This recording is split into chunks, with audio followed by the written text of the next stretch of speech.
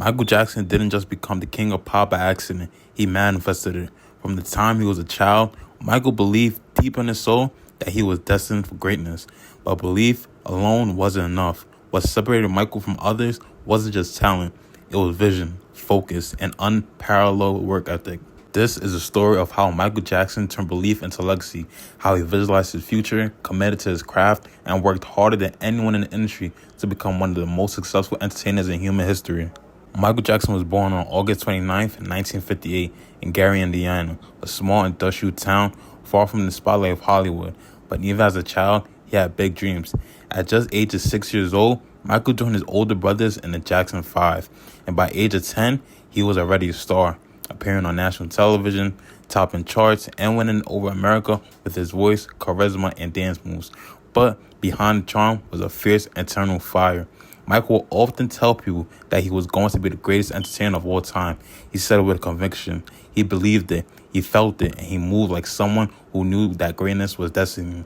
He didn't just dream it, he declared it. Michael Jackson's success wasn't built on luck. It was built in the studio, in the rehearsal room, on the stage. He was obsessed with perfecting detail, every note, every step, every breath. During the making of Thriller, Michael reportedly recorded vocals for some songs dozens of times to get the emotion just right. He worked relentlessly with Quincy Jones, not just as a singer, but as a co-producer and creative mastermind. He would spend hours layering harmonies, experimenting with sound effects, and even inventing new vocal styles. Michael once said, "I'm never pleased with anything. I'm a perfectionist. It's a part of who I am." And it showed. When he rehearsed his dance moves, it was with military precision. He would practice one spin 100 times. He would study film footage of Fred Astaire, James Brown, even animals, yes, animals, to understand movement and rhythm. People who worked with him have often said he worked harder than anyone they ever seen, that he would rehearse for 10 hours straight when others quit at 2, that he would repeat the same take over and over again until his shoes were soaked in sweat. That work ethic turned good songs into classics and great performances into history. Michael Jackson wasn't just performing, he was a visionary. He used visualization techniques long before the concept became popular. He would often write affirmations and goals around his room. On one note, he would write, "I'll be magic. I'll be better than every great actor wrote in one." He studied the greats, Walt Disney, Charlie Chaplin, Bruce Lee, and absorbed their philosophies. He believed in creating not just music, but moments that will live on forever. He envisioned music videos that he felt like short films. He imagined concerts that felt like supernatural events, and then he built them. The Thriller music video was the first of its kind, a 14-minute cinematic experience that cost nearly $1 million. It changed the music video industry forever, but the idea didn't come from a label. It came from Michael. He once told Oprah, "I believe in wishes and dreams coming true, and I believe that if you visualize something, if you want it enough, it will happen." He lived those words every day.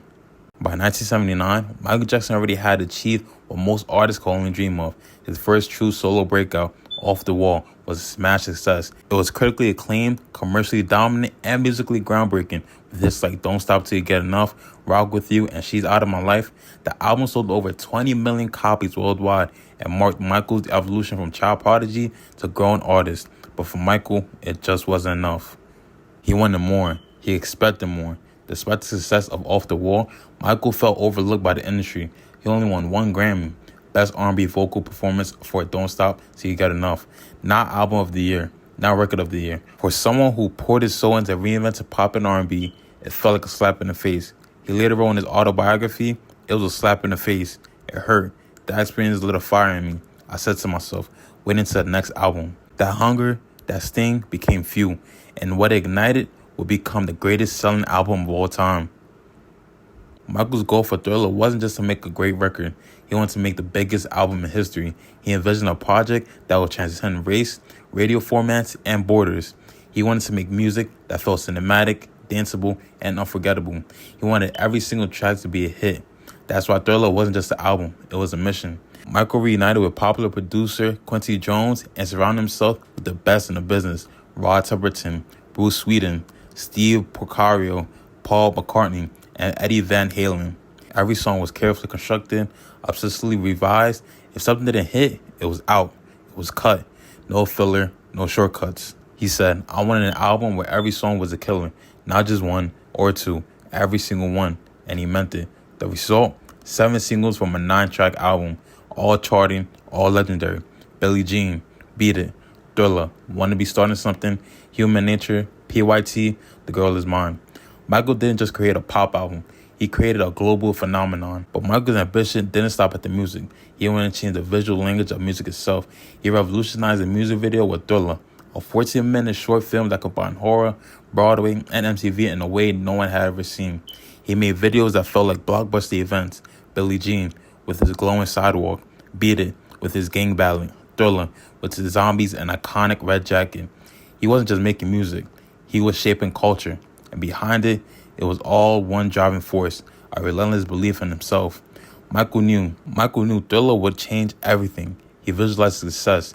He obsessed over it. He willed it into existence. The result?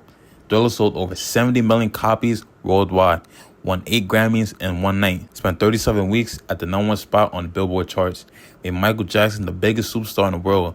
But more than numbers, Thriller proved something to Michael, that he was right to believe in himself, to believe in his greatness. Off the Wall made him a star. Thriller made him a legend.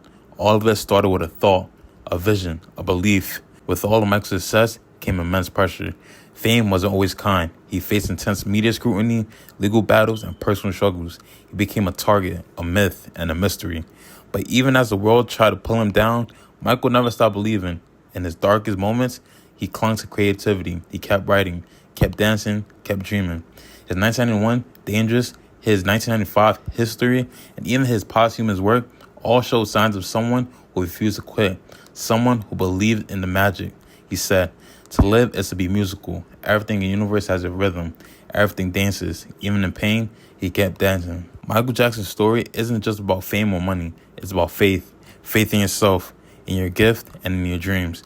He showed the world what will happen when talent meets belief and is backed by tireless effort. He turned vision into sound, pain into power, movement into history. Michael Jackson didn't just believe he would be the best. He worked like he already was. And that's why even today, his light still shines, even brighter than before. His music still moves us. His legacy still inspires millions to dream bigger, to work harder, and to believe in the impossible.